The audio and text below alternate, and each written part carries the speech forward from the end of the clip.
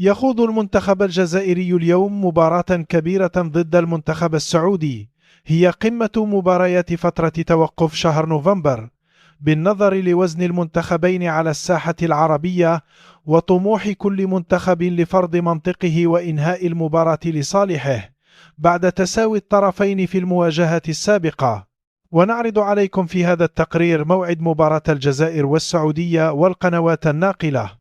ولكن قبل ذلك لا تنسوا الاشتراك في القناة وتفعيل الجرس ليصلكم كل جديد. مباراة الجزائر والسعودية يحتضنها ملعب الأمير عبد الله الفيصل بمدينة جدة، وهي ودية قوية تحضيرية للمنتخب الجزائري لنهائيات كأس إفريقيا، بينما يستعد بها المنتخب الأخضر السعودي لكأس العرب القادمة. متى موعد المباراة؟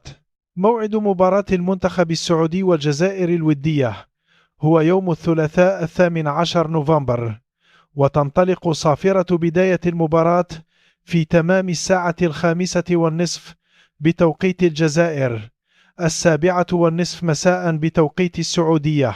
ما هي القنوات الناقلة للمباراة؟ ستنقل مباراة الجزائر والسعودية فقط عبر القناة الجزائرية الأولى الأرضية بتعليق عبد العزيز بن سالم.